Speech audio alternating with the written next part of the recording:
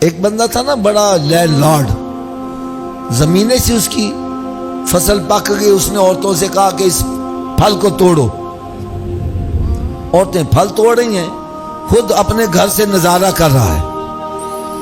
ایک عورت نے کچھ پھل اس انداز سے دیکھا، اس کے ذہن میں شیطانیت آ گئی، اس نے عورت کو اپنے گھر بلایا اور کہا جا کے سارے دروازے بند کر آؤ۔ وہ گئی، سارے دروازے بند کر کے آ گئی۔ پھر اس نے پوچھا سارے دروازے بند کر آئی ہو؟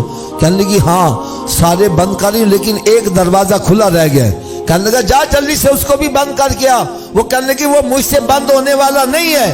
کہنے لگا وہ کون سا دروازہ ہے جو تجھ سے بند نہیں ہوتا؟ کہنے لگی وہ اللہ کے دیکھنے کا دروازہ ہے جو مجھ سے بند نہیں ہوتا۔ بس اتنا سنا چیخ ماری، بے ہوش ہو گیا۔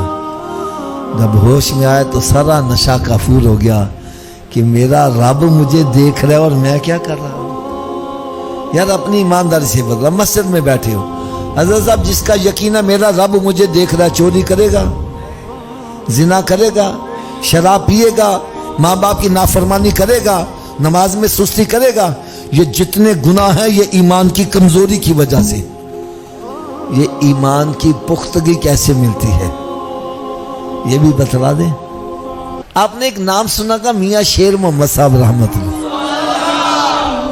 شرق پور شریف والی سرکار۔ آپ کے قریبی گاؤں میں نا چور آئے چوری کرنے، انہوں نے سن لگائی، ساری رات لگے رہے، پیسے ہاتھ نہیں آئے۔ صبح ہو گئی، اب مشورہ کرنے روٹی کتوں کھائیے؟ ایک بیچ میں بولا کہتا میاں صاحب کا لنگر چلتا چلو تو کھائیے۔ دوجے بولے کہ یار واقعی پیسے بھی نہیں لگن گے، روٹی بھی رج کے کھاواں گے، چلو سارے چلنے ہیں۔ دوجے سارے ہی میاں صاحب کے وہاں پر حاضر ہو گئے۔ اتفاق کی بات ہے اس دن میاں صاحب لنگر خود تقسیم کر رہے تھے، لینے والوں کا رش لگا ہوا تھا۔ یوں سمجھو جیسے یہ دروازہ ہے نا کمرہ، لینے والوں کا رش لگا ہوا ہے۔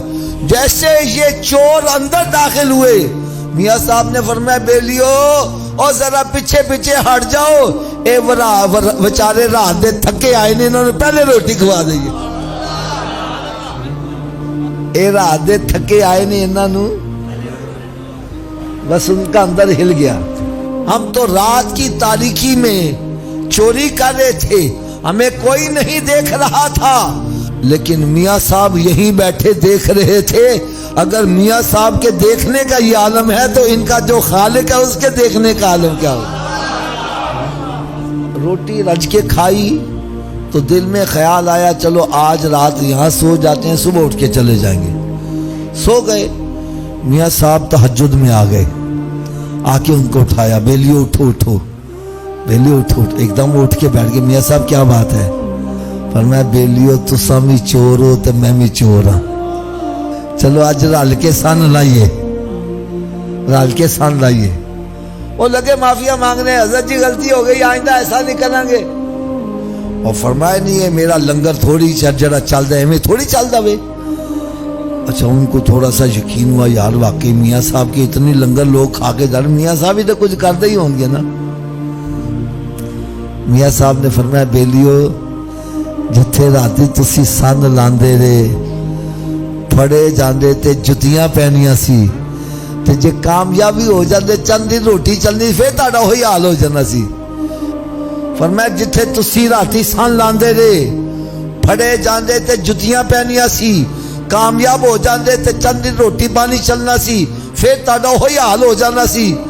آؤ اج تانوں میں کہار ہی کیسا دساں، سن لاندے پھڑے جاؤ تے عزت دی نظر نال ویکھے جاؤ، تے جے کامیاب جو ہو جاؤ پاویں سوئی دے نکے دے برابر، تے تہاڈیاں نسلاں پلدیاں رہن، دولت ختم نہیں جو ہوئے گی۔